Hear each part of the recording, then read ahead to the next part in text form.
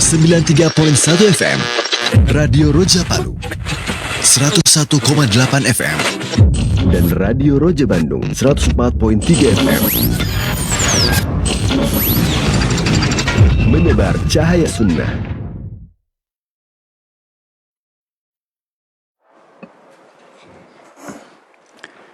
Alhamdulillah, nahmaduhu wa nasta'inuhu wa nastaghfiruh wa na'udzu billahi min syururi anfusina wa min sayyiati a'malina. Man yahdihillahu fala mudilla lahu wa man yudlil fala hadiya lahu. Wa asyhadu an la ilaha illallah wahdahu la syarika lahu wa asyhadu anna Muhammadan abduhu wa rasuluh, amma ba'd. Saudaraku seiman, kita melanjutkan kajian kita. Masuk hadis 21 ya.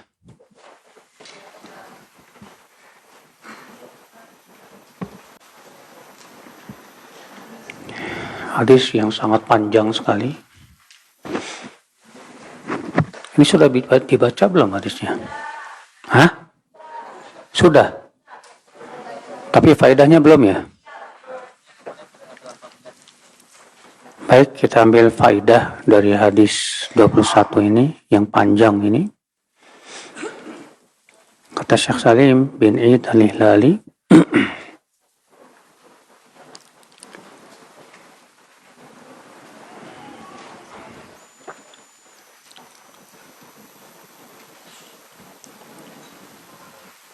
faidah yang pertama, yaitu ibahatu al-ghanimah lihadzil ummatil marhumah. Mubahnya ghanimah. Apa itu ghanimah? Yaitu harta rampasan perang, ya, untuk umat yang dirahmati ini. Di mana ghanimah itu sebelum umat Islam diharamkan, Pak. Para nabi terdahulu ketika mereka mendapatkan ghanimah, setelah dikumpulkan, kemudian Allah pun mengirimkan api dan membakarnya habis. Adapun untuk umat ini ghanimah dihalalkan. Dan ini tentu menunjukkan akan kasih sayang Allah kepada umat Islam. Pada yang kedua, al-qitalu yawma Badar lam yakun fardhan ainiyan. Perang Badar waktu itu ya hukumnya tidak wajib. Kenapa? Karena tujuannya waktu itu bukan untuk berperang, Pak. Tujuannya untuk mencegat iring-iringan kabilah Abu Sufyan. Tapi qadar Allah ternyata mereka ya harus menghadapi 1000 pasukan yang lengkap. Faedah selanjutnya, jawazut tahdits bi ni'matillah. Bolehnya kita menceritakan tentang nikmat Allah. Idza lam yakun ala sabil fakhr wa tarafu war riya. Kapan kita boleh menceritakan nikmat? Yaitu kalau bukan dalam rangka berbangga-bangga, Pak. Ya. Karena sebagian orang ya ketika menceritakan nikmat itu sambil bangga diri gitu. Maka yang seperti ini haram. Tapi kalau kita menceritakan nikmat, tujuannya untuk mengamalkan firman Allah. Wa amma bi ni'mati rabbika fahaddits. Adapun dengan nikmat Rabbmu, maka ceritakanlah. Ya. Dan ini menunjukkan juga, Pak, menceritakan tentang kisah perbuatan kita dahulu, di mana kita jatuh kepada dosa. Tapi di sana ada banyak manfaat-manfaat yang bisa diambil. Karena Ka'ab ya menceritakan tentang apa? Tentang dosa beliau dulu. Di mana beliau ya tidak ikut perang dan tidak ada udzur. Ya tentu ini termasuk dosa besar. Tapi Ka'ab menceritakan, kenapa? Karena di sana banyak sekali faedah-faedah yang bisa dipetik.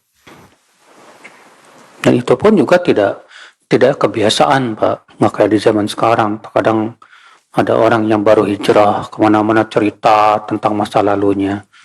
Tentu ini tidak baik, ya. Pada selanjutnya, Bai'atul Aqabah kanat min afdali masyahidis sahabah. Bai'at Aqabah adalah merupakan kisah yang paling terkesan di kalangan para sahabat. Karena Bai'at Aqabah itu bai'at yang terjadi di Aqabah, sebuah tempat di antara Mina dan Mekah, di mana terjadi 2 kali Bai'at Aqabah, ya. Bai'at Aqabah yang pertama di tahun 12 Hijriah di musim haji. Dan waktu itu dihadiri oleh 12 ya kaum Ansor dan Khazraj.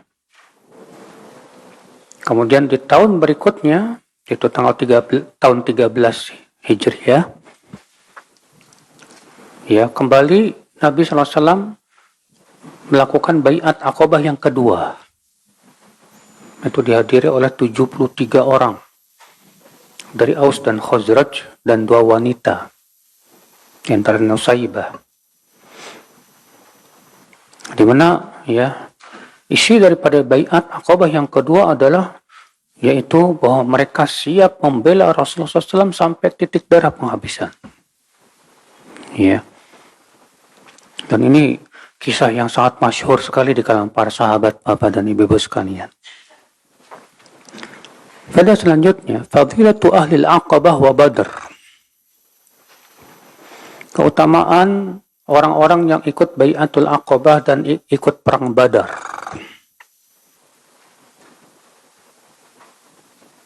Karena terutama orang-orang yang ikut perang Badar, Pak, mereka sudah mendapatkan ampunan Allah. Ya, dalam kisah yang terkenal itu ya, seorang sahabat Nabi SAW yang ingin membocorkan rahasia Rasulullah SAW, yang kemudian beliau pun dipanggil oleh Rasulullah, dan para sahabat marah sampai Umar ingin memenggal kepalanya. Apa kata Rasulullah? Apa kalian tidak tahu ya bahwa dia ini ikut perang Badar? Dan Allah berfirman kepada orang yang ikut perang Badar, "I'malu ma syi'tum faqad ghafartu lakum." Silahkan kalian melakukan apa yang kalian mau. Sungguh aku telah ampuni dosa-dosa kalian. Ini Masya Allah. Ya, orang-orang yang ikut perang Badar itu, Pak, sudah dijamin masuk surga. Faedah selanjutnya, Bapak dan Ibu sekalian, jawazu ikhbari rajul an tafrithi wa taqsiri fi ta'atillahi wa rasulihi wa an sababi dhalik. Wa ma ala ilaihi amruhu lil mau'idah wal i'tibar. Bolehnya seseorang menceritakan tentang masa lalu dia yang pernah berbuat dosa, untuk diambil pelajaran di situ. Ya. Jadi kalau misalnya ada seorang artis yang baru hijrah misalnya, kalau dia cerita tentang kenapa saya dulu hijrah, apa sebabnya saya dulu hijrah, untuk diambil padanya apa pelajaran, silahkan, apa-apa. Ya. Atau pernah kita dulu jatuh kepada dosa misalnya, tapi di situ ada manfaat-manfaat yang bisa dipetik oleh banyak orang. Boleh, tidak apa-apa. Tapi tadi sudah kita sebutkan, sesekali saja, jangan terlalu sering-sering, Pak. Iya. Pada selanjutnya, tasliyatul mar'i nafsahu amma lam yaqdir alaihi minal khair bima qadara alaihi min nadhirihi. Seseorang ketika terluput dari sebuah kebaikan, lalu ia mendapatkan kebaikan lain yang setara, maka dia terhibur dengan kebaikan lain tersebut yang setara. Karena ya Ka'ab mengatakan, aku tidak sempat ikut perang Badar, walaupun perang Badar lebih masyhur, tapi beliau ikut apa? Ya, Bai'atul Aqabah. Nah, demikian pula, akhi, ketika kita terluput dari sebuah kebaikan, tapi kita mendapatkan kebaikan yang setara, maka kita terhibur, Pak. Itu menunjukkan bahwa kita semangat dalam kebaikan, saudaraku seiman. Faedah selanjutnya, annal imam idza ra'a maslahah fi an yastura ala ra'iyah ba'da ma yahumu bihi wa yaqsiduhu min al-adu wa yuwarri anhu ustuhiba lahu dhalik. Bahwa seorang imam ketika ingin melakukan suatu perbuatan dan yang maslahat adalah rencana tersebut ditutupi dan mengumumkan kepada orang rencana yang lain demi untuk menutupi rencana tersebut dalam rangka maslahat yang lebih besar. Boleh. Kenapa? Karena disebutkan dalam hadis tersebut Rasulullah SAW kalau ingin perang dan ingin menyerang suatu kaum, warra bi ghairiha. Beliau melakukan tauriyah. Ya. Misalnya Rasulullah SAW mau berangkat ke suatu tempat. Tapi yang Rasulullah umumkan kepada orang, ya, berangkatnya ke tempat yang lain. Bukan dusta, tapi memang akan ke sana juga. Sebab apa? Sebab kalau Rasulullah terang-terangan menyampaikan maksudnya, bisa jadi ada mata-mata musuh, Pak. Mata-mata musuh yang kemudian melaporkan, sehingga akhirnya apa yang terjadi? Ya, bocor. Ya, sehingga akhirnya ketika hendak menyerang musuh, ternyata musuh di sana sudah siap-siap karena sudah mendapatkan kabar tersebut. Ikhwatul Islam, saudaraku seiman. Faedah selanjutnya kata beliau, as-sitru wal kitman idza tadammana mafsadah lam yajuz. Menyembunyikan sesuatu kalau mengandung mafsadah tidak boleh. Jadi menyembunyikan itu apa? Ya, kalau kita menghindari mafsadah atau mendapatkan maslahat yang lebih besar. Tapi kalau kita sembunyikan malah menimbulkan mafsadah, ini tidak boleh. Ikhwatul Islam, saudaraku seiman.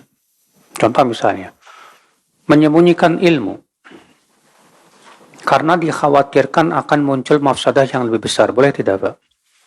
Boleh, tidak apa-apa. Contohnya, ya Rasulullah SAW ketika mengabarkan kepada Mu'adz, tahukah kamu hai Mu'adz, apa hak Allah atas hambanya dan apa hak hamba atas Allah? Hak Allah atas hambanya yaitu hendaklah mereka beribadah kepada Allah saja dan tidak mempersekutukan Allah. Dan hak hamba atas Allah bahwa Allah tidak akan mengadab orang yang tidak mempersekutukan Allah. Apa kata Mu'adz? Ala afala ubasyiru bin nas? Bolehkah aku sampaikan ini kepada manusia, ya Rasulullah, kabar gembira ini? Atas apa, Pak? La. Jangan. Fayattakilu, khawatir mereka salah paham. Akhirnya mereka tidak mau beramal. Lihat, Rasulullah SAW melarang Mu'adz untuk menyampaikan hadis ini. Karena khawatir akan timbul mafsadah, apa? Salah dipahami, Pak. Oh, kok Rasulullah melarang menyampaikan, kok sampai juga ke kita, gimana itu? Ya, Mu'adz menyampaikan ketika di akhir hayatnya. Itu pun disampaikan kepada orang-orang yang ya paham tentang hadis tersebut. Nah ini saudaraku seiman, rahimani wa rahimakumullah jami'an. Maka kalau kita menyembunyikan ilmu, tujuannya untuk menghindari mafsadah yang lebih besar, boleh, gak apa-apa. Ya. Tapi kalau kita menyembunyikan ilmu karena kita pelit terhadap ilmu, ini yang terancam. Yang disebutkan dalam ayat, orang yang menyembunyikan apa yang Allah turunkan berupa ilmu dan keterangan itu dilaknat oleh Allah dan dilaknat oleh semua yang bisa melaknat. Iya. Faedah selanjutnya, anal abda idza hadarat lahu fursah liqurbatin aw ta'atin aw ibadatin masyru'ah fal hazmu kullal hazmi fi intihaziha wal mubadarati ilaiha. Seorang hamba apabila diberikan oleh Allah kesempatan untuk bisa ibadah, ya, atau ketaatan, maka segeralah lakukan, Pak, jangan ditunda-tunda. Ya. Karena Ka'ab bin Malik, sebab beliau tidak ikut perang, kenapa coba, Pak? Gara-gara itu beliau berleha-leha, nantilah saya bisa kok mempersiapkan, saya nantilah keesokan harinya mikir gitu, nantilah saya bisa ngejar kok. Akhirnya karena akibat menunda-nunda, akhirnya apa yang terjadi? Rasulullah pun sudah jauh pergi bersama pasukan. Sudah tidak mungkin terkejar lagi oleh Ka'ab. Demikian ya akhal Islam. Kalau Allah berikan kepada kita kesempatan kepada ya ketaatan, segera gunakan kesempatan itu sebaik-baiknya, saudaraku. Ada waktu untuk duduk di majlis taklim, segera pergi. Ketika kita mendengar adzan, kita sehat dan kuat, segera pergi ke masjid. Jangan ditunda-tunda. Ketika Bapak sudah ada kemampuan buat haji dan ada kemudahan, segera pergi. Jangan pernah berkata, nanti aja. Saya kenal seseorang yang dulu waktu dia masih punya duit, Pak. Dulu di zaman Soeharto kan yang namanya haji itu mudah ya. Nggak kayak zaman sekarang ya. Dia kaya, punya mobil, dan bisa daftar haji. Tapi apa yang terjadi, Pak? Saat itu dia nggak mau. Alasannya apa katanya? Saya masih muda, nanti ajalah. Sekarang, ya, susah mau haji. Padahal dulu, ketika ada kemudahan, nggak segera haji. Ya, ketika sekarang, wah susah. Udah gitu, usahanya semakin payah. Akhirnya malah nggak bisa haji sama sekali. Nah itulah saudaraku seiman. Jadi kalau kita ada kesempatan untuk bisa beribadah, segera lakukan. Jangan pernah menunda-nunda. Ya. Pada selanjutnya,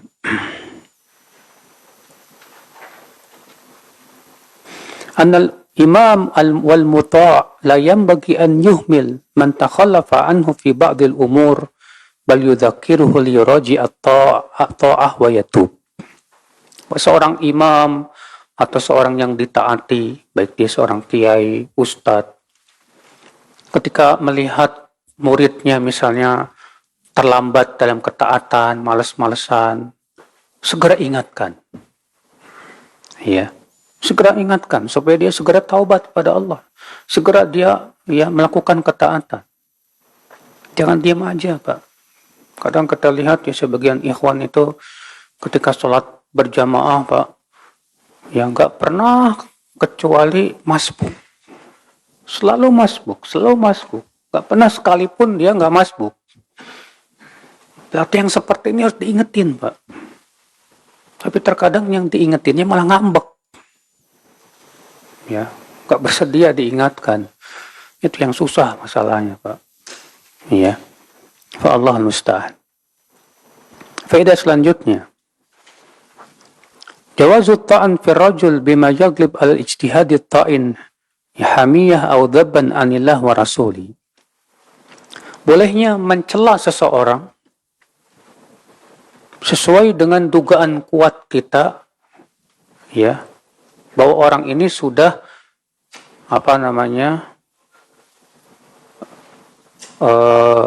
melanggar syariat dalam rangka membela Allah dan Rasulnya. Iya. Karena kan ketika sampai di Tabuk, Rasulullah bertanya, di mana Ka'ab bin Malik?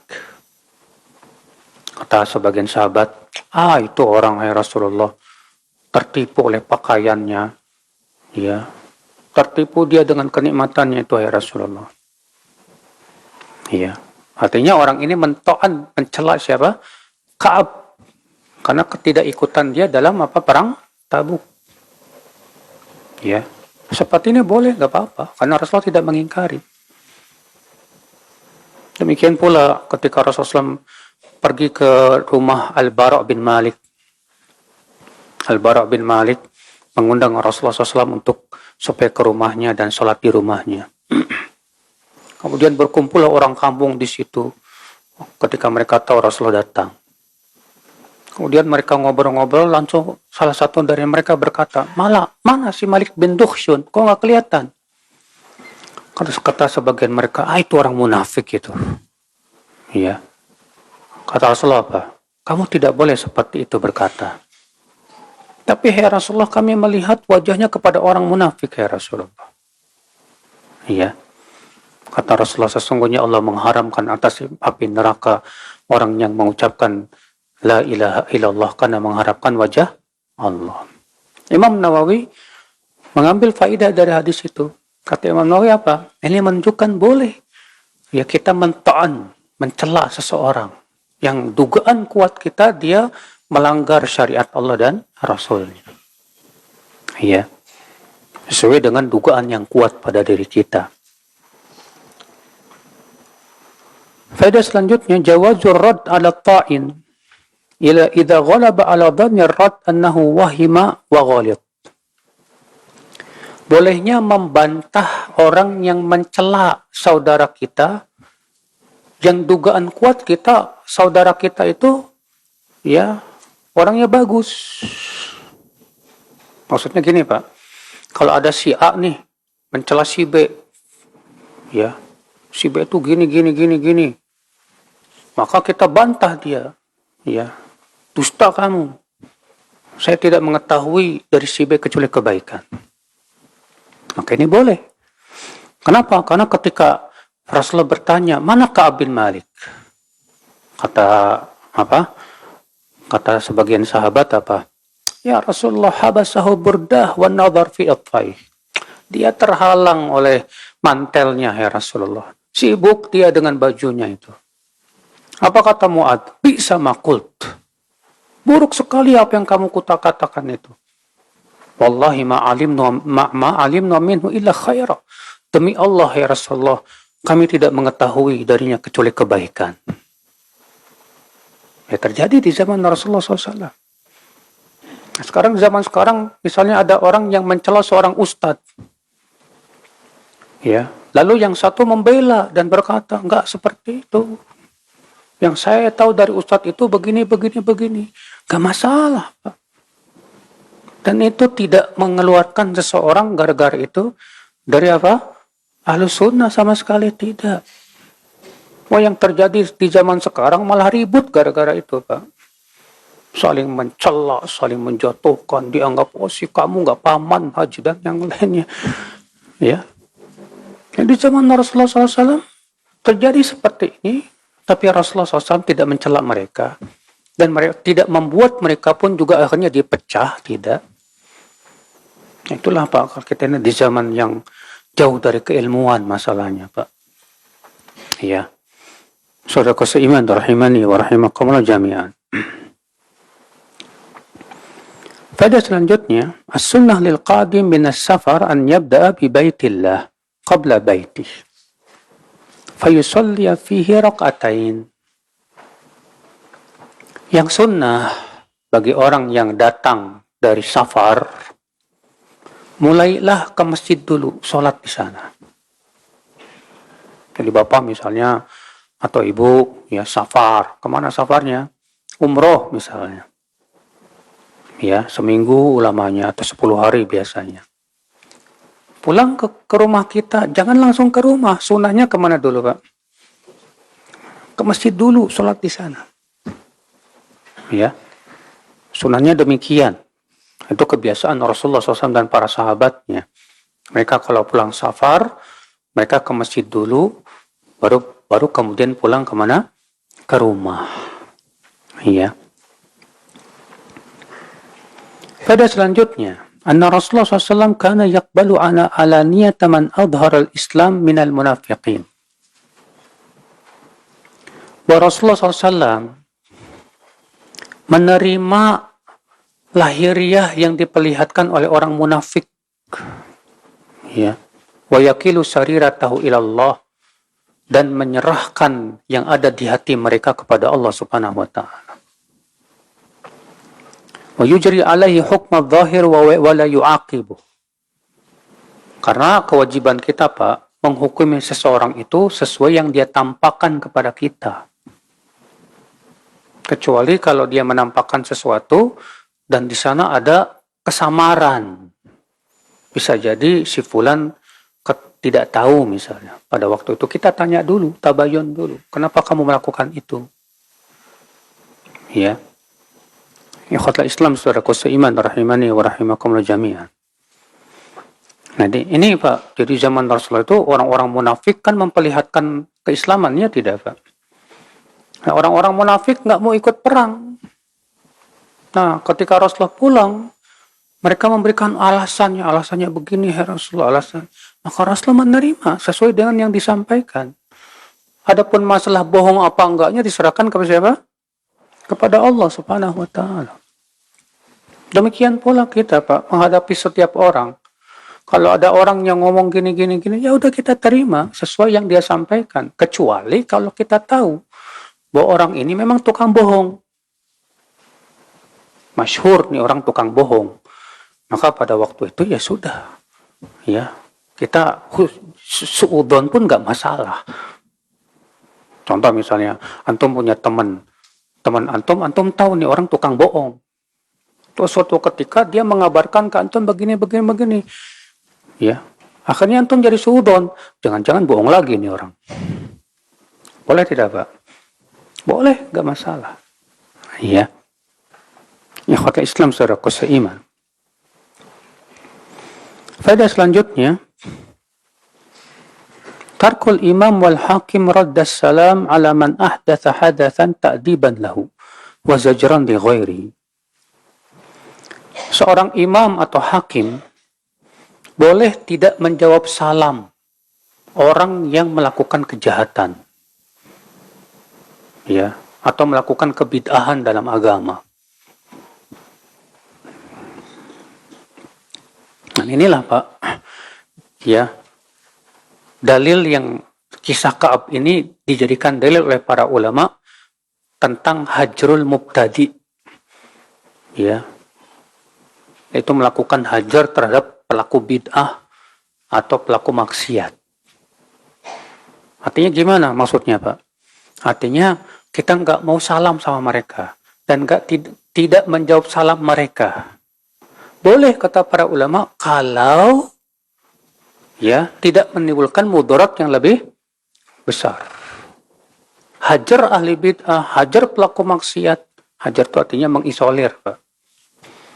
Ya, artinya nggak mau salam, nggak mau jawab salam gitu.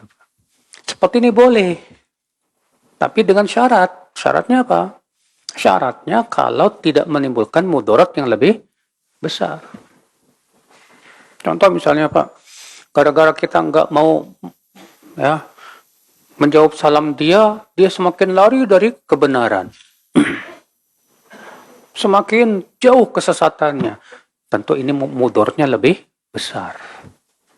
Maka dari itu kata Umar bin Khattab apa? La takun aunan li syaitan li idlali akhi. Jangan sampai kamu membantu setan untuk menyesatkan apa? Saudara. Artinya mungkin niat kita baik, bagus, ingin menghajar. Tapi ketika kita menghajar, malah kita membantu setan untuk semakin menyesatkan dia, nggak bagus, nggak baik. Ikhwatul Islam, saudaraku seiman, rahimani wa rahimakumullah jami'an. Nah, seperti halnya Ka'ab, 50 hari, ya, Ka'ab dicuekin Pak sama Rasul dan para sahabat. Nggak ada yang mau ngasih salam kepada Ka'ab. Dan kalau Ka'ab mengucapkan salam nggak dijawab. 50 hari, bayangkan. Ya. Dan ternyata manfaat banget Pak buat Ka'ab. Terasa benar sanksi tersebut. Ya. Nah ini saudaraku seiman. Beda kalau kita tinggal di suatu tempat yang di situ mayoritas penjahat. Ya, atau mayoritas orang-orang yang suka berbuat bid'ah. Nah, kalau kita menghajar mereka, kita yang dihajar. Kita nggak punya kemampuan, nggak punya kekuatan. Ya, makanya kita melihat dong keadaan. situasi dan kondisinya. Bisa enggak itu? Ya hajar ini bisa diamalkan apa enggak? Apakah akan malah menimbulkan mudarat yang lebih besar apa enggak? Mungkin ada orang berkata, tapi itu manhaj. Betul itu manhaj. Tapi dalam manhaj pun juga harus melihat maslahat dan mudarat. Tak bisa sembarangan, Pak. Ya. Saudaraku seiman rahimani wa rahimakumullah jami'an. Faedah selanjutnya, as-sidqu manjah. Kejujuran itu adalah penyelamat. Kejujuran itu apa? Penyelamat. Faqad waffaqallahu Ka'ban wa sahibaihi fima ja'u bihi min as-sidq. Karena Ka'ab bin Malik, Pak, jujur ke Rasulullah. Terus terang, hai Rasulullah, sebetulnya aku nggak punya alasan apa-apa nggak ikut perang. Iya, tadinya Ka'ab udah mikir aja, apa saya dusta aja lah kepada Rasulullah. Kan nanti juga dimohonkan ampunan sama Rasul. Tapi akhirnya Ka'ab pun, udahlah saya jujur aja lah. Kalau saya dusta, Allah tahu. Allah turunkan ayat, mudah bagi Allah membuka saya. Iya, akhirnya jujur. Setelah jujur apa yang terjadi? Dikasih sanksi Ka'ab. 50 hari. Sampai Ka'ab merasa bumi yang luas terasa sempit sekali. Tapi setelahnya apa yang terjadi? Allah pun menerima taubat Ka'ab bin Malik. Iya. Dan itu hari yang paling baik bagi kita itu adalah hari diterima taubat kita di sisi Allah Subhanahu wa taala. Faedah selanjutnya, kata Syekh Salim, jawazu dukhulil insan dar sahibihi wa jarihi idza alima ridahu bidzalik wa illam yasta'dhinhu. Bolehnya kita masuk ke rumah saudara kita, ya, atau teman kita tanpa minta izin jika kita tahu teman kita atau saudara kita ridho, nggak masalah. Ya. Tapi dengan catatan tentunya Pak, jangan sampai kita masuk aja tahu-tahu istrinya nggak pakai jilbab. Ini juga nggak bagus, ya. Tetap kalau zaman sekarang kita harus izinnya minta izin, adabnya minta izin, ya. Faedah selanjutnya, saudaraku seiman, al-fadhul qinayat la yaqa' biha syai' idza lam yanwil qa'il dzalik. Lafaz-lafaz kiasan itu dalam talak itu tidak jatuh kecuali kalau niatnya talak. Ya, karena lafaz talak itu dua, Pak. Ada yang sharih tegas. Contohnya apa? Saya talak kamu. Tegas itu. Maka para ulama sepakat lafaz yang tegas jatuh. Yang kedua, lafaz yang tidak sharih. Contohnya apa? Pulang kamu ke rumah orang tuamu. Ya. Seperti Ka'ab berkata kepada istrinya begitu. Alhiqi bi ahlik. Pulanglah kamu ke rumah orang tuamu. Karena Rasulullah menyuruh istrinya supaya apa? Tidak melayani Ka'ab. Ya. Maka Ka'ab berkata kepada istrinya, pulanglah kamu ke orang tuamu. Nah, kalau misalnya ada suami, ya, mengucapkan kata yang seakan-akan talak tapi tidak tegas, Pak. Maka apakah jatuh talak? Kita katakan tergantung niat suami apa. Seorang suami berkata kepada istrinya, udah sana kamu pulang aja sana, ke rumah orang tuamu. Ya, sering pertanyaan ini ke saya masuk. Ustadz, ini sudah jatuh talak apa belum? Jawab, tanya dulu suami, niatmu ngomong apa? Kalau niat dia ngomong seperti itu tujuannya untuk mentalak, jatuh talak satu. Tapi kalau niatnya bukan untuk mentalak, hanya sebatas ancaman aja, ya, maka ini tidak jatuh talak, saudaraku seiman. Demikian pula, kalau misalnya talak itu digantungkan dengan sesuatu, maka talak belum jatuh kecuali kalau si istri melakukan perbuatan itu. Contoh misalnya suami berkata, kalau kamu pergi ke pasar, ya, jatuh talak. Sengaja istrinya pergi ke pasar. Ya udah, jatuh talak. Iya. Faedah selanjutnya, istihbabu sujud syukur. Disunnahkan sujud syukur, Pak, ketika diberikan kenikmatan. Karena Ka'ab ketika dia mendengar ya teriakan orang bahwa beliau diterima taubatnya, segera beliau pun sujud syukur kepada Allah. Iya. Sujud syukur apakah disyaratkan di atas kesucian? Tidak. Apa ada bacaan khususnya? Tidak ada juga. Ya, kapan kita sujud syukur? Ketika kita mendengar berita yang menyenangkan hati, terutama dalam masalah urusan agama kita. Ya. Nah ini, demikian pula dalam masalah urusan dunia kita. Misalnya ibu-ibu ya, mendengar kabar, ibu dapat hadiah dari Pak Prabowo buat haji. Wah, misal gitu loh. Langsung ibu sujud syukur. Masya Allah, Alhamdulillah, ya Allah. Iya. Faedah selanjutnya. Hirsus sahaba alal khair wa hubbuhum dzalika li ba'dihim ba'dha. Para sahabat itu, Pak, semangat sekali kebaikan kepada sahabat yang lain. Ketika mereka para sahabat tahu Ka'ab sudah diterima, ya, taubatnya, mereka berlomba-lomba pergi ke rumah Ka'ab, Pak. Ada yang berlari, ada yang pakai kuda. Wow, ya, mereka berteriak dengan sekeras-kerasnya, "Absyir ya Ka'ab." Ya, gembiralah wahai Ka'ab, Allah sudah menerima taubatmu. Sampai begitu, Pak, memberikan kabar gembira. Ya, demikian pula kita, Pak. Kita pun disunahkan memberikan kabar gembira kepada teman-teman kita, saudara-saudara kita. Ya, itu sunnah. Saudaraku seiman, rahimani wa rahimakumullah jami'an. Itu menginginkan kebaikan untuk saudara kita. Itu menunjukkan kepada apa, Pak? Ya, kepada kuatnya ukhuwah fillah. Ya. Faedah selanjutnya, istihbabul musafah inda talaqi.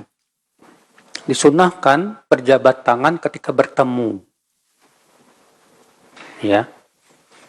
Dan jabat tangan itu Masya Allah, Pak, menggugurkan dosa, Pak. Kata Rasulullah SAW, "Idza laqiyal muslim akhahu fayatasafahani." Apabila seorang muslim bertemu dengan saudaranya dan kemudian berjabat tangan, ya, maka apa yang terjadi? Tasaqatat dzunubuhuma. Maka akan bergugurlah dosa-dosanya dari sela-sela jari jemarinya. Masya Allah. Ya. Itu sunnahnya begitu. Jabat tangan. Bukan kalau tempel pipi gimana tuh? Ya, itu nggak ada sunnahnya, boleh aja sih, Pak. Cuman nggak ada sunnahnya. Iya. Dan sunnahnya kalau bertemu dengan teman kita yang baru pulang dari safar, ya. Kalau teman kita pulang dari safar, sunnahnya berpelukan. Ya, bukan cipika-cipiki. Sunnahnya berpelukan. Akhi, Masya Allah. Ya. Begitu akal Islam. Faedah selanjutnya.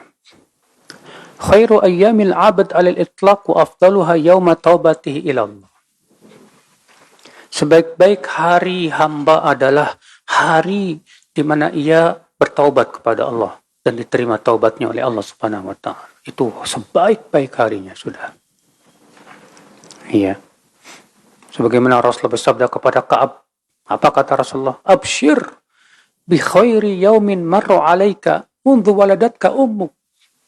Bergembiralah hai Ka'ab dengan sebaik-baik hari yang lewat pada hidupmu semenjak kamu dilahirkan oleh ibumu. Ya. Jadi hari saat kita taubat minta ampun kepada Allah dan taubat kita taubat yang nasuha, disitulah hari yang terbaik buat kita saudaraku seiman. Rahimani wa rahimakumullah jami'an. Faedah selanjutnya. Sururur Rasul SAW bitawbatillahi ala thalatha alladhina khulifu. Wa farahuhu wastinarat wajhihi dalilun ala ma ja'ala Allah fi min kamali syafaqa al ummatil islamiyah. Kegembiraan Rasulullah ketika Allah menerima taubat 3 orang ini, ya, menunjukkan bahwa betapa Rasulullah sangat sayang kepada umatnya, Pak. Dan Allah pun juga sangat gembira melihat hambanya yang bertaubat. Sebagaimana sudah dalam hadis yang sudah lewat itu. Lallahu asyaddu farahan.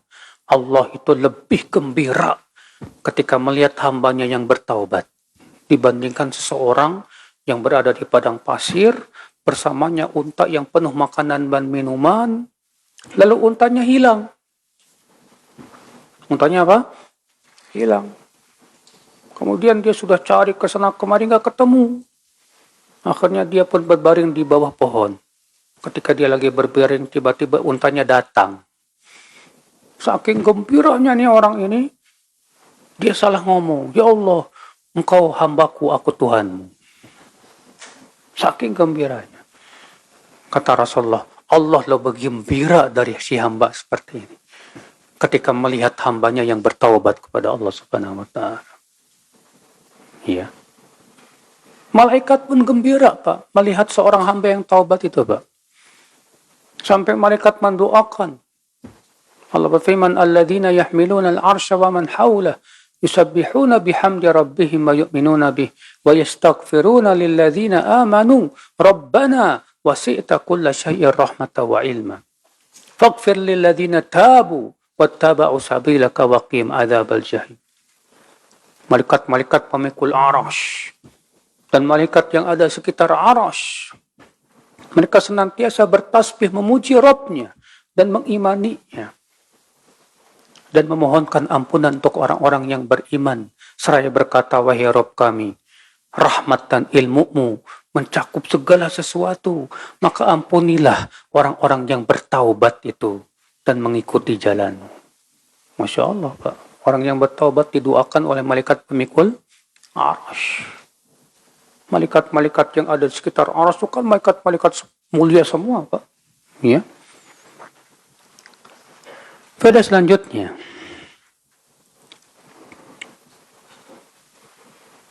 istihbabu buka'i ala nafsi idza waqa'a fi maksiyah. Disunnahkan kita menangisi diri sendiri saat jatuh kepada maksiat. Ya. Ketika kita jatuh kepada maksiat, segera kita taubat dan kita nyesel. Lalu kita ingat dosa kita jadi nangis. Itu sunnah, Pak, bagus. Menunjukkan akan kejujuran taubat. Ya. Ketika kita ingat dosa-dosa kita yang lalu nyesel banget. Lalu kita menangis gara-gara itu karena takut kepada Allah, itu menunjukkan kejujuran apa? Taubat. Ya. Faedah selanjutnya, anna musyarakatan nadhar fi shalah la yubtiluha. Bahwa mencuri pandangan seseorang dalam sholat itu tidak membatalkan sholat. Karena Ka'ab mencuri pandangan Rasulullah. Ya. Ikhwata Islam, saudaraku seiman. Tapi Rasulullah SAW tidak mengingkari perbuatan Ka'ab itu. Faedah selanjutnya, saudaraku seiman, wujubu ithari ta'atillahi wa rasulih ala mawaddatis sadiq wal qarib. Wajibnya mengutamakan ketaatan kepada Allah dan Rasulnya di atas kecintaan kita kepada karib kerabat, ayah kita, ibu kita, saudara kita, dan yang lainnya. Karena Allah dan Rasulnya pasti seorang mukmin harus lebih cinta, Pak. Lebih kita dahulukan Allah dan Rasulnya dari siapapun, dari apapun. Ya, bahkan dari diri sendiri. Faedah selanjutnya, wujubu khidmatil mar'ah zaujaha. Wajibnya seorang wanita, seorang istri berkhidmat kepada suaminya. Ya. Seorang istri wajib melayani suami. Dan itu pahalanya besar, Bu. Saat ibu melayani suami, niatkan karena pengen mendapatkan ridho Allah semata sudah. Jangan mengharapkan apapun. Ya, mengharapkan ridho Allah saja sudah. Faedah selanjutnya, jawazu takhsisil yamin bin niyah. Bolehnya mengkhususkan sumpah dengan niat. Contohnya gimana Pak? Mengkhususkan sumpah dengan niat. Demi Allah, saya gak bakalan makan. Di niatnya apa? Kecuali roti. Dalam niatnya begitu. Demi Allah, saya gak bakal makan. Terus dia di niatnya apa? Kecuali roti.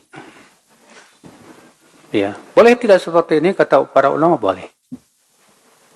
Ya, jadi kita meniatkan, mengkhususkan, mengecualikan sumpah kita dengan niat, boleh seperti itu.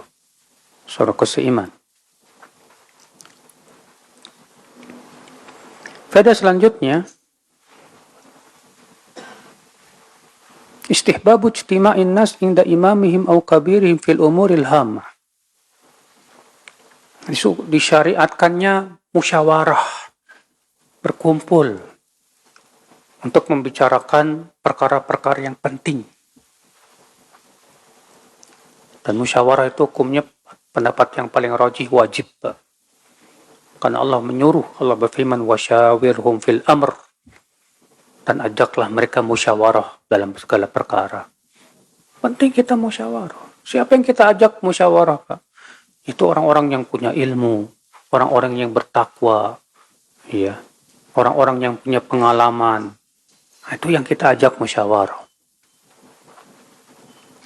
Faedah selanjutnya, jawazul ghazwi fi syahril haram. Bolehnya berperang di bulan haram. Karena pada waktu itu ya Rasulullah SAW berperang di bulan haram. Faedah selanjutnya, annal imam idza stanfaral jaish lazimahu nafir. Bahwa seorang pemimpin negara kalau memberlakukan wajib militer, maka mereka yang terkena wajib militer itu hukumnya fardu ain untuk berangkat jihad. Ya.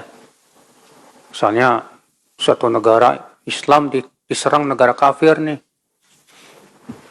Lalu kemudian pemimpin memberlakukan wajib militer untuk mempertahankan negara. Maka yang terkena wajib militer wajib berangkat perang. Itu hukumnya apa? Fardu ain. Iya. Faedah selanjutnya, idhamu amril maksiyah. Bahwa maksiat itu berat, jangan dianggap remeh.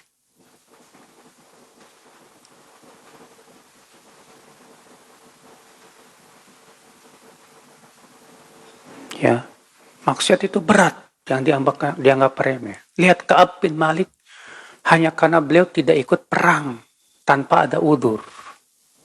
Bagaimana Rasulullah dan para sahabat mensikapinya?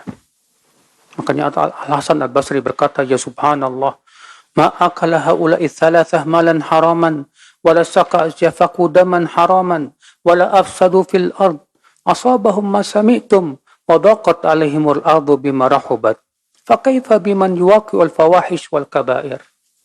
Subhanallah, kata Al-Hasan Al-Basri, 3 orang ini tidak makan yang haram, tidak menguncurkan darah yang haram, tidak berbuat kerusakan di muka bumi, tapi mereka diberlakukan seperti itu sebagaimana kita telah ceritakan oleh Rasulullah dan para sahabatnya. Bagaimana dengan orang yang terang-terangan berbuat dosa, Pak? Ya. Maka dari itu ya, akhi, seorang mukmin itu tidak pernah menganggap remeh dosa sekecil apapun, saudaraku seiman. Ya.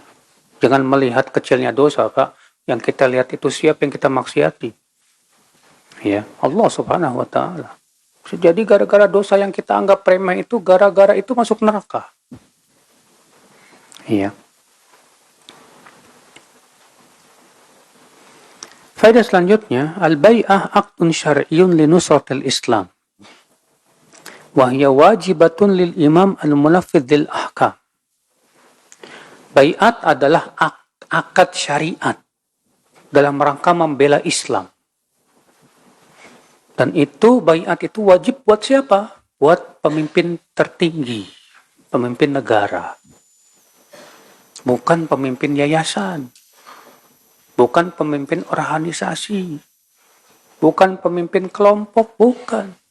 Baiat itu untuk pemimpin tertinggi.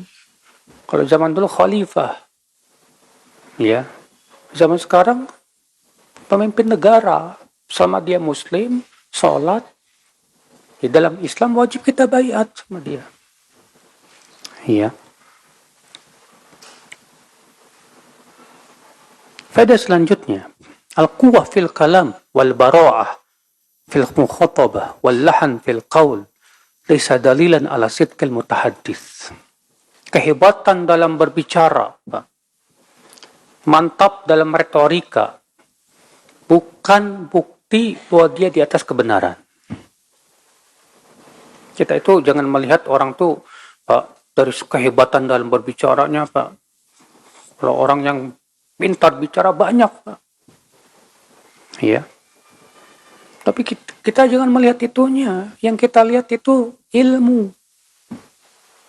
Banyak di antara kita itu, Pak, kalau ngaji, senangnya kalau sama ustadz yang kalau ceramah, wah mantap gitu. Kalau ustadznya ceramahnya datar-datar aja, bosan Ya. Padahal ustadz yang datar-datar aja biasa jadi ilmunya jauh lebih dalam. Antum kalau ke Saudi Arabia, Pak, itu masyayikh-masyayikh yang ngajar di Masjid Nabawi itu, kalau ceramah paling gitu aja, Pak, datar aja, Pak. Nggak kayak di Indonesia kan, wah gini kan. Kalau saya nggak diem sambil ngomong datar-datar aja. Ya, para penuntut ilmu di sana itu yang mereka lihat ilmunya, bukan pintar ngomongnya, bukan retorikanya. Ya, kepintaran ngomong kalau nggak disertai dengan keilmuan percuma.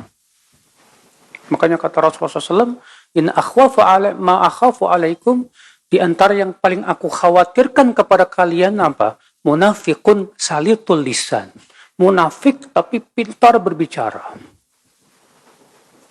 Ya, munafik tapi pintar berretorika. Makanya banyak orang yang apa? Terpengaruh orang-orang seperti ini. Faedah selanjutnya, istihbabul julus aqibas salat lidzikri wat tasbih. Disunahkan ya setelah selesai salat itu kita duduk sebentar untuk berzikir. Karena demikian yang disunahkan oleh Rasulullah SAW. Pahalanya juga besar, Pak. Ya. Coba Bapak duduk sebentar baca subhanallah 33 kali, alhamdulillah 33 kali, Allahu Akbar 33 kali, ditutup dengan la ilaha illallah wahdahu la syarikalah, lahul mulku wa lahul hamdu wa kullu syai'in qadir. Berapa menit itu, Pak?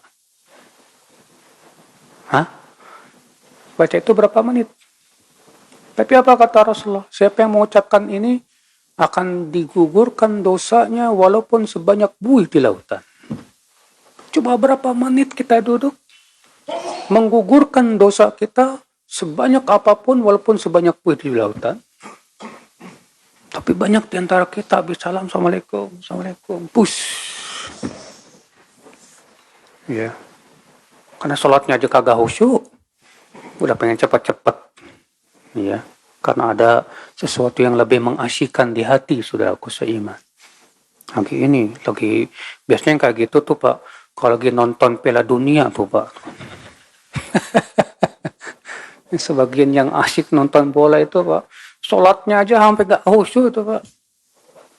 Ya, assalamualaikum, udah langsung push depan Allah Ustaz. Ya. Faedah selanjutnya, raddul fadl ila Allah li'annahu ahlu. Kembalikan karunia itu kepada Allah. Bilang ketika kita dikasih nikmat, ini semua karunia dari Allah. Biasakan seperti itu, Pak. Kalau kita dikasih nikmat, selain memuji Allah, kita nisbatkan nikmat kepada siapa? Kepada Allah. Kita katakan, hadza min fadli rabbi. Ini semua karunia dari Allah. Bukan karena kehebatan saya, bukan. Semua karena Allah Subhanahu wa Ta'ala. Ya, makanya Allah mencela si Korun tuh, Pak. Yang mengatakan apa? Innama utituhu ala ilmin indi. Aku diberikan kekayaan ini karena keilmuan saya, karena kepintaran saya dalam berbisnis. Ya, akhirnya Allah tenggelamkan si Korun ke dalam bumi, Pak. Karena kufur nikmat dia, Pak. Maka dari itulah, Pak, sukses apapun kita, jangan pernah menisbatkan kepada skill kita, jangan. Nisbatkan semuanya kepada Allah Subhanahu wa Ta'ala. Iya. Faedah selanjutnya, saudaraku seiman, yang bisa kepetik dari hadis ini, istihbabul khuruj lis safar yaumal khamis. Disunnahkan pergi safar itu di hari Kamis. Sunnah. Tapi kalau nggak bisa ya nggak apa-apa. Saya bisanya Ustaz Jumat pagi. Boleh, nggak apa-apa. Walaupun memang ada sebagian ulama mengatakan makruh, tapi itu tidak ada dalilnya. Iya, pendapat yang sahih, Jumat pagi safar boleh, nggak masalah. Faedah selanjutnya, istihbabul qudum minas safar naharan wa adamu tarkil ahli lailan. Disunahkan pulang safar itu jangan malam. Rasulullah SAW itu kalau sampai ke Madinah malam, maka beliau biasanya nginep dulu di suatu tempat. Sebutkan Rasulullah ketika haji wada, ya, beliau nginep dulu di mana, Pak? Sebelum ke Madinah. Nginep dulu di Dzulhulaifah. Nginep, baru keesokan harinya baru Rasulullah pulang. Ya. Kenapa, Pak? Kasihan, istri kita lagi tidur enak-enak, Bapak ganggu. Mereka lagi istirahat, udah biarin aja mereka istirahat. Jadi kalau Bapak pulang safar, sampai ke kampung Bapak misalnya jam 12 malam, udah mendingan ke Bapak tidur di masjid aja. Tidur masjid, ya. Kecuali kalau istri mengizinkan, kata istri nggak apa-apa. Nanti telepon aja, kan sekarang ada telepon. Bilang aja nanti, ya, antum misalnya WA ke istri, mungkin pulangnya jam 12 malam sampai, gimana, ganggu nggak? Kalau kata istri nggak, ya udah. Kalau kata istri, ya udahlah paginya aja Mas. Ya, soalnya capek saya kalau bangun-bangun malam. Ya udah, kita ya nginep dulu di mana gitu. Ya.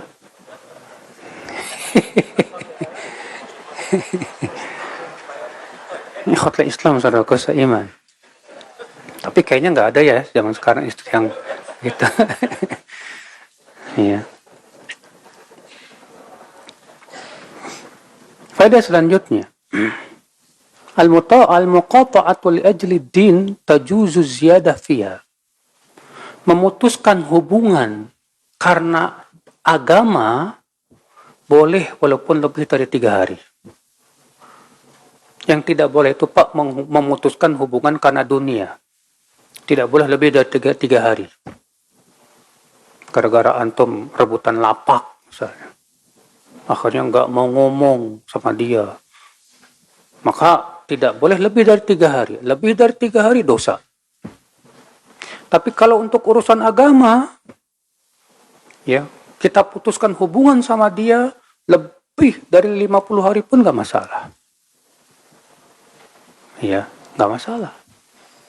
Karena Ka'ab bin Malik diputuskan hubungannya oleh Rasulullah selama 50 hari. Nah itu, Bapak sekalian. Walaupun tentu tadi tetap, Pak, kita melihat mana yang lebih maslahat. Kalau lebih maslahatnya kita tidak putuskan hubungan, ya mudah-mudahan dia mau bertaubat, maka lebih baik jangan. Ya, tapi saya kira cukup sampai di sini, Bapak dan Ibu sekalian. Kita buka tanya jawab.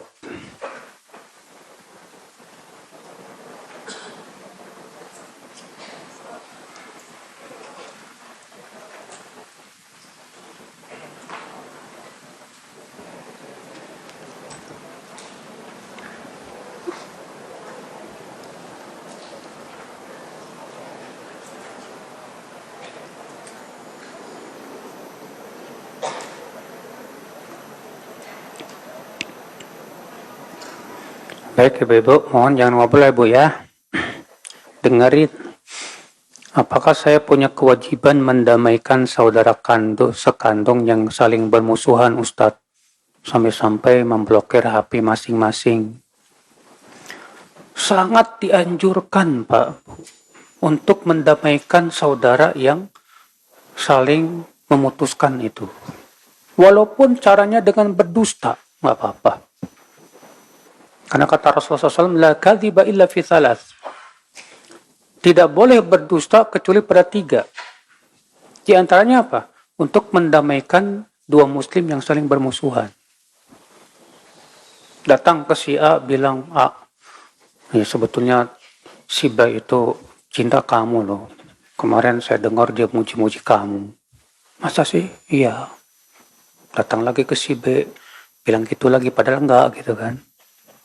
Akhirnya gara-gara kita berdusta, duanya jadi apa? Akur. Gak masalah. Karena selama mereka bermusuhan tuh Pak, rugi tuh mereka, kasihan. Selama mereka bermusuhan, pertama apa? Agamanya tercukur. Kata Rasulullah, fasadu dzatil bain hiyal haliqah. Rusaknya hubungan dua muslim itu akan mencukur agama. Yang kedua, Allah belum menerima amal mereka. Dan Allah belum memaafkan mereka sampai mereka damai.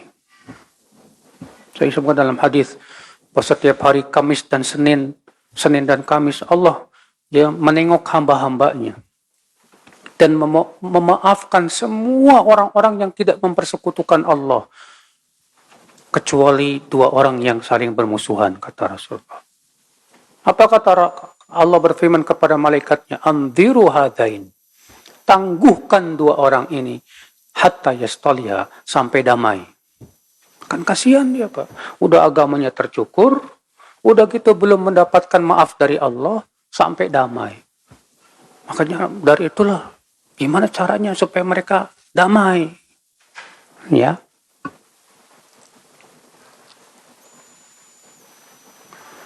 Ketika dalam waktu bersamaan ada 2 atau 3 kajian sunnah, saya lebih memilih kajian tematik daripada kajian kitab atau tafsir. Dan saya suka memilih ustadznya juga. Apakah benar yang saya lakukan? Tergantung kebutuhan kita, Pak. Kita itu kalau memilih kajian tuh jangan sebatas melihat, wah ini ustadznya tenar. Jangan seperti itu. Tapi lihatlah pertama ilmu yang paling kita butuhkan. Yang satu mempelajari tauhid, yang satu mempelajari fikih rumah tangga.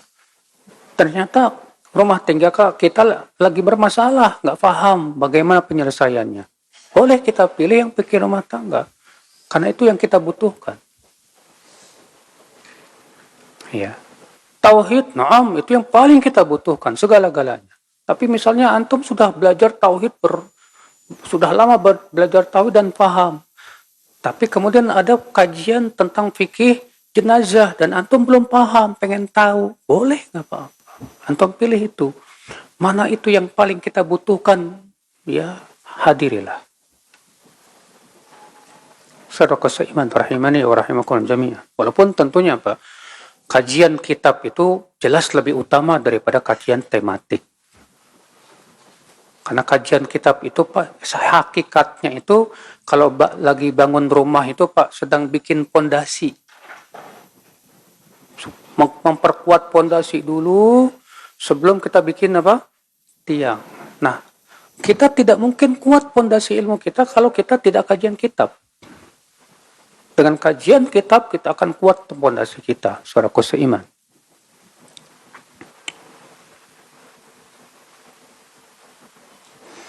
Terkait dengan sholat safar, ya, yang harus dilakukan di masjid, bolehkah kita dilakukannya masjid airport lah?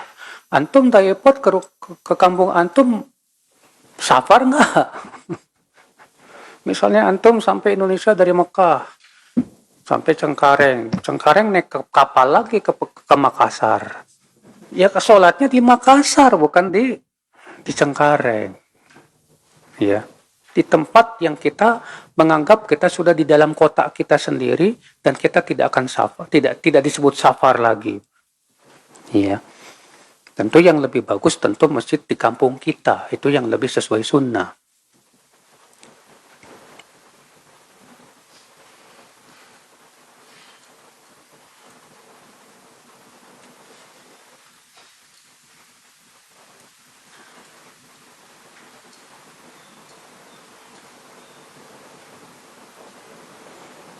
Dulu bertahun-tahun suami saya menyuruh saya tidur sendiri. Ngeri kali ini. Akhirnya saya terbiasa tidur sendiri. Sekarang suami saya minta tidur sekamar lagi. Tapi malah saya nggak bisa tidur. Aduh. Iya. Suami saya dulu nyuruh saya tidur sendiri karena kecanduan main HP, laptop, Ustadz. Bu, ya, tentu ini memang kesalahan. Ya, suami pun tidak boleh seperti itu hanya karena memilih laptop daripada istrinya. Itu istri keduanya laptop itu. Iya. Maka ibu pun sekarang berusaha untuk membiasakan lagi. Karena sudah kita sebutkan tadi, melayani suami itu hukumnya apa? Wajib. Ya. Wajib. Kalau ibu niatnya dalam rangka melayani suami, insya Allah Allah bantu ibu untuk bisa tidur. Bolehkah kita mengkhususkan puasa di bulan Rajab? Tidak boleh, Pak. Ini diingkari oleh para salaf. Bahkan Umar dulu memukul orang yang mengkhususkan puasa Rajab. Semua hadis yang menyebutkan tentang keutamaan puasa Rajab itu palsu. Ya, tidak ada yang sahih.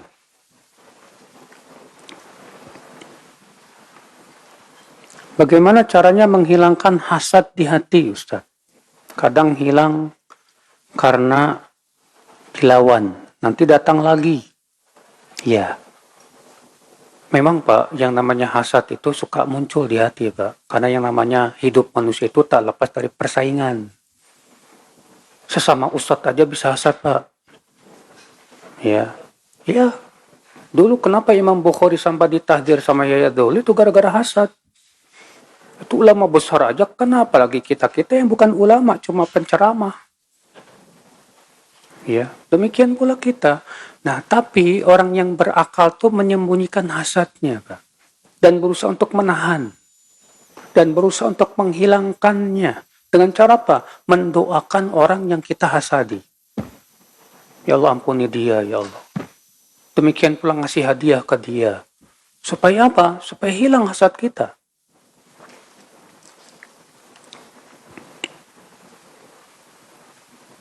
Mengenai talak tadi, saat itu ibu suami saya sakit. Dan banyak ujian lain di awal menikah. Suami saya sering kasihan kepada saya karena jadi susah. Dan dia berkata sebenarnya saya belum ingin menikah. Tapi karena mama menyuruh makanya saya mau. Dia berkata seperti itu karena kasihan pada saya. Jadi ikut merasa susah, kesusahan keadaan saat itu. Karena dia belum mapan. Apakah ini termasuk talak? Ya bukanlah. Ya. Kan sudah jelas tadi. Karena dia merasa sedih. Ya. Berarti bukan untuk talak, bukan.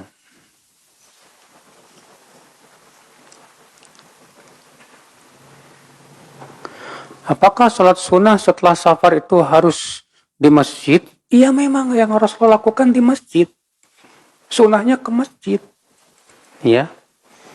Kalau di musola, ya musola masjid juga. Orang Indonesia itu Pak, ya, membedakan antara masjid dengan musola. Musola ya masjid juga. Penamaan pembedaan ini cuma di negara kita Pak. Di Saudi nggak ada bedanya musola dan masjid. Justru di zaman Rasul musola itu untuk lapangan buat sholat id. Ya, lapangan buat sholat id disebut musola. Masjid adalah setiap tempat yang digunakan untuk sholat berjamaah 5 waktu. Ya. Nah, kalau di Indonesia kan macam-macam. Ada masjid, musola, langgar, surau. Ya sama aja masjid juga. Ya.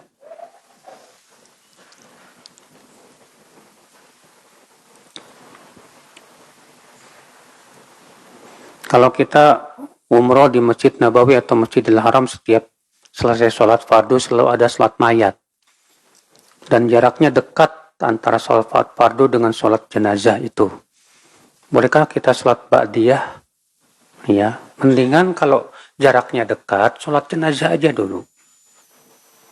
Ya, karena kan disebutkan dalam hadis siapa yang mensolatkan jenazah dapat berapa? Satu kirotnya sama dengan satu gunung Uhud. Masya Allah, pahalanya gede banget kan? Ya, ya udah sholat jenazah aja dulu, baru setelah selesai sholat jenazah, baru sholat ba'diyah.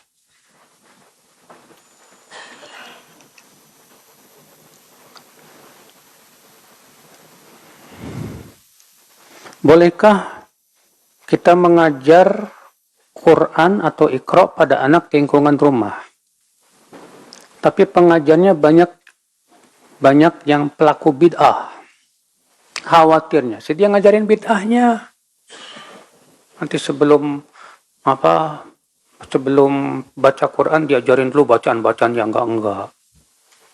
Setelah baca Quran disuruh baca Shadaqallahul Azim, padahal enggak ada sunnahnya. Enggak ada dalilnya. Rasulullah mengajarkan para sahabat habis baca Quran Shadaqallahul Azim. Ya. Nah itu, jadi usahakan yang ngajarkan Al-Quran pun yang paham sunnah, Pak. Ya.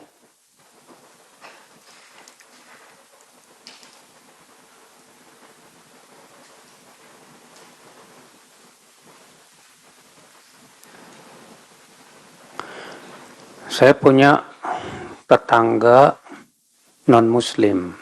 Saat Idul Fitri tetangga memberi hadiah bingkisan ke saya. Padahal mereka orang kafir. Sekarang saat Natal, apa saya harus membalas kebaikan mereka? Membalas kebaikannya pas jangan Natal. Jangan. Karena kalau kita memberi hadiah kepada pas Natalnya mereka, itu sama saja mendukung ya hari raya besar mereka. Jadi kalau ketika Idul Fitri kita dikasih hadiah sama dia, besoknya kasih hadiah lagi sama dia. Nggak usah nungguin Natal.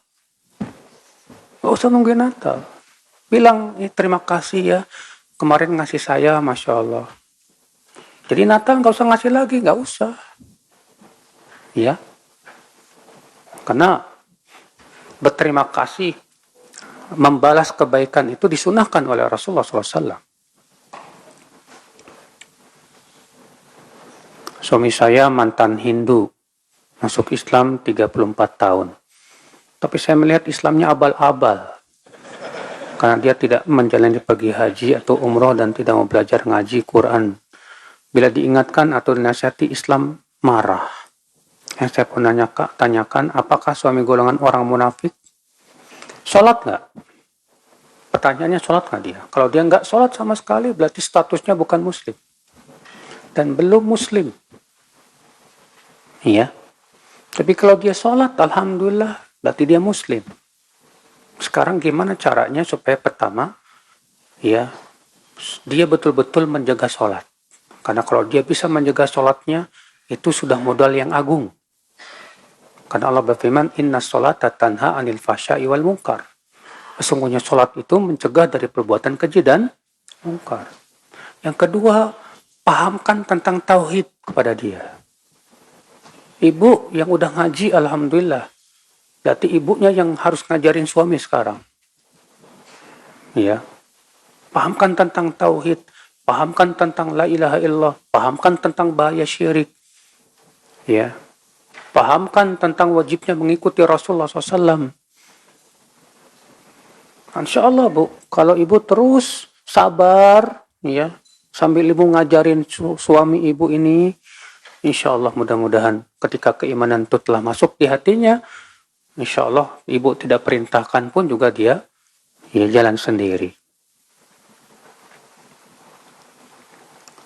Bolehkah adik melangkahi kakaknya menikah? Boleh. Itu namanya dirunghal, kata orang Sunda. Ya. Apakah melangkahi itu harus ada uang pelangkah? Nggak ada dalam Islam. Nggak ada dalam Islam uang pelangkah tuh nggak ada. Ya.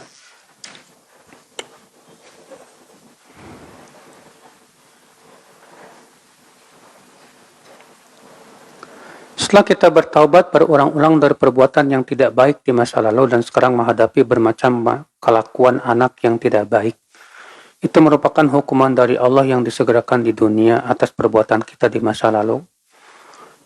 Ya, bisa jadi hukuman dan bisa jadi ujian untuk menggugurkan dosa-dosa kita. Ya. Yang jelas dalam Islam tuh nggak ada hukum karma, Pak. Ya.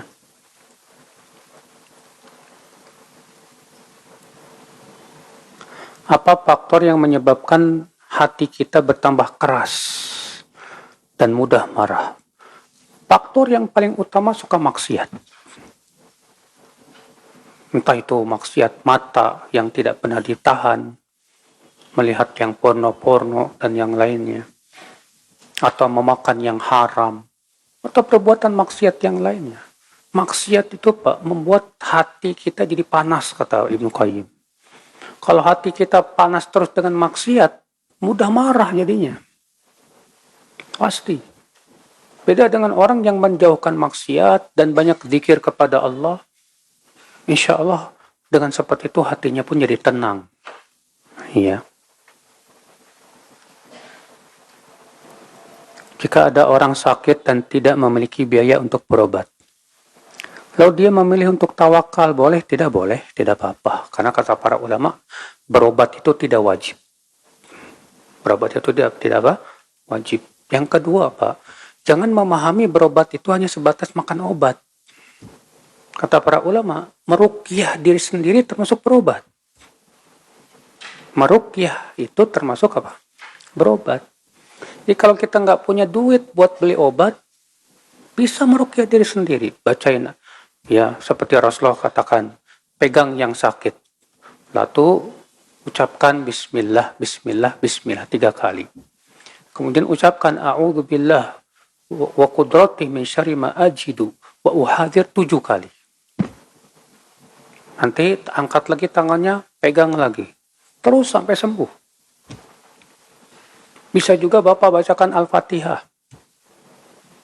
Atau baca qul huwallahu ahad, qul a'udzu falaq, qul a'udzu birabbin nas 3 kali. Lalu tiupkan ya ke badan kita seperti yang Rasulullah lakukan.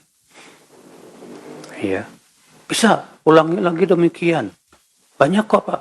Ada teman saya, Masya Allah, nggak jadi dioperasi gara-gara dia terus bacain Al-Fatihah. Gara-garanya waktu itu dia cerita, saya nggak punya duit buat berobat, katanya disuruh operasi.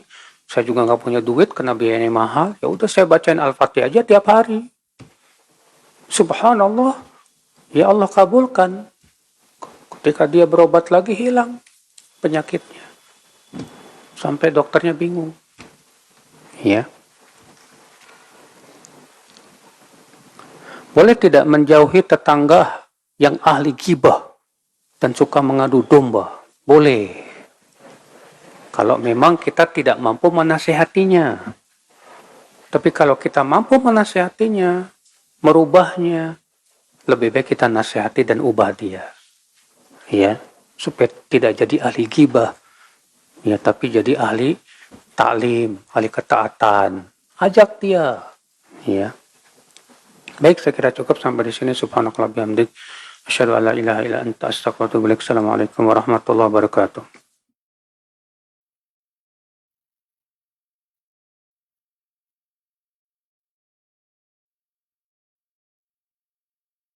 Simak Radio Roja Bogor 100.1 FM, Radio Roja Majalengka 93.1 FM, Radio Roja Palu 101,8 FM, dan Radio Roja Bandung 104.3 FM. Sumber Cahaya Sunnah.